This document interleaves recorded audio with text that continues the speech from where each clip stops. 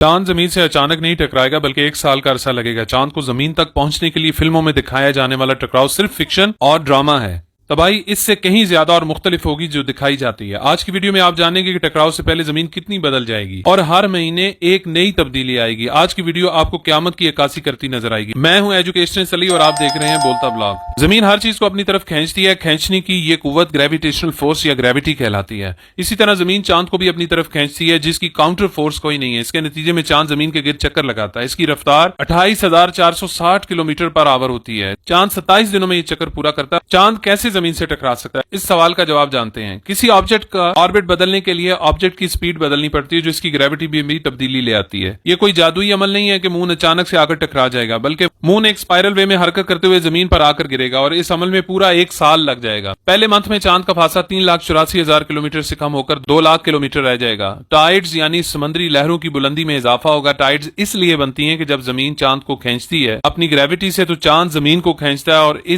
इस तरह लहरें बनती हैं जैसा कि जमीन भी मुसलसल हरकत में होती है। और यह हरकत ना सिर्फ सूरज के गिर्द रोटेशन की शक्ल में होती है बल्कि अपने एक्सिस के गिर्द स्पिन मोशन की शक्ल में भी होती है। ओशंस के लो टाइड पार्ट से जमीन कुछ कॉन्ट्रैक्ट होती है और एक एलिप्टिकल शक्ल बनती है। चांद की ग्रेविटी और जमीन की स्पिन मोशन की वजह से समंदरों में रोज टाइड्स बनती हैं जो कम से कम आधा मीटर तक बुलंद होकर खत्म हो जाती हैं। लेकिन पहले माह में जब चांद आधा फासला तय कर चुकेगा, इन लहरों की बुलंदी 4 मीटर तक पहुंच जाएगी और हर रोज समुद्री पानी का सैलाब शहरों में आएगा। हर रोज सैलाब आने से शहर नमकीन पानी से भर जाएंगे। दूसरे माह में चांद का जमीन से फासला 2 लाख किलोमीटर से कम होकर 1,33,000 किलोमीटर रह जाएगा और अब चांद 2/3 फासला तय कर चुका होगा और टाइड्स 10 मीटर तक बुलंद हो रही होंगी। बिलियन की तादाद में लोग साहिली शहरों को छोड़कर जा चुके होंगे। कश्तियां पूरी तरह अपनाई जा चुकी होंगी। सामान की तरसील भी बोट्स के जरिए होंगी। ग्लोबल कम्युनिकेशन डिस्ट्रक्ट हो जाएगी। जैसा कि 95% इंटरनेट केबल्स के जरिए समंदर के अंदर से डिस्ट्रीब्यूट होता है, जबकि लैंड पर टर्मिनल्स भी मुतासर होंगे। बारिशें शदीद होंगी और तमाम रिफाइनरीज बंद हो जाएंगी। तीसरे माह में चांद का फासला 1,33,000 किलोमीटर से कम होकर 1 लाख किलोमीटर रह जाएगा। चांद इतना करीब हो जाएगा कि कम्युनिकेशन और नेविगेशन सैटेलाइट से राब्ता टूट जाएगा और सैटेलाइट आउट ऑफ कंट्रोल हो जाएंगे।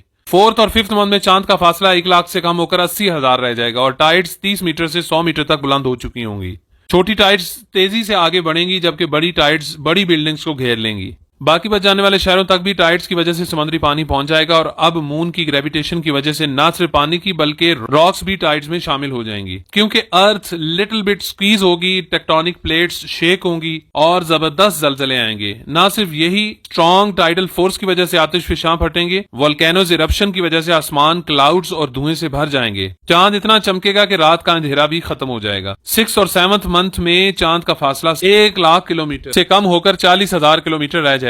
आधे साल के बाद मून इस ऑर्बिट में दाखिल हो चुका होगा जहां जियो सिंक्रोनाइज्ड सैटेलाइट चलते हैं। इस स्टेज पर मून हाफ जमीन पर तो नजर आएगा लेकिन दूसरे हाफ पर नजर नहीं आएगा। क्योंकि जमीन की ग्रेविटी मून से 6 गुना ज्यादा है, इसलिए अब मून पर बड़ी चेंजेस आएंगी। मून में स्ट्रेचिंग होगी, रॉक्स में क्रैक्स आएंगे, मून अपनी शेप चेंज करेगा। 8th से 11th मंथ में चांद का फासला 40,000 किलोमीटर से कम होकर 10,000 किलोमीटर रह जाएगा। जमीन पर वोल्केनिक इरप्शन बहुत बढ़ जाएगी। जलजले शदीद से शदीद तर हो जाएंगे। वोल्केनिक डस्ट और एरोसोल्स स्ट्रेटोस्फीयर तक पहुंच जाएंगी और सनलाइट को रिफ्लेक्शन से वापस भेज देंगी। रैपिड एक्लिप्सिस होंगे, मौसम शदीद सर्द होना शुरू हो जाएगा और फिर रैपिड ग्लोबल कूलिंग होगी। 12th मंथ में आखिरी 10,000 किलोमीटर का फासला तय होगा। मून की अपनी ग्रेविटी अर्थ की स्ट्रॉन्ग और 6 टाइम्स हायर ग्रेविटेशनल पुल की वजह से काम नहीं करेगी और मून टुकड़े टुकड़े होना शुरू हो जाएगा। मून डस्ट जमीन के गिर्द खूबसूरत रिंग्स बनाएगी जैसे कि सैटर्न के गिर्द हैं। अब जमीन की अंधेरी रात खत्म हो जाएगी और सूरज शुरू होगा, लेकिन आसमान पर मून डस्ट के रिंग्स नजर आएंगे। अब एक नई सुबह का आगाज होगा। लोग जो सरवाइव कर जाएंगे वो जमीन को दोबारा से आबाद करेंगे। सिविलाइजेशन की रीबिल्डिंग हो पाएगी या नहीं, कुछ नहीं कहा जा सकता। ये मैथ्स और फिजिक्स के लॉज हैं जिनकी मदद से आप सारी कैलकुलेशंस कर पाते हैं। वीडियो बहुत मेहनत रिसर्च के बाद बनाई जाती है, इसलिए पसंद आए तो लाइक और शेयर जरूर कीजिएगा और चैनल को सब्सक्राइब कीजिएगा।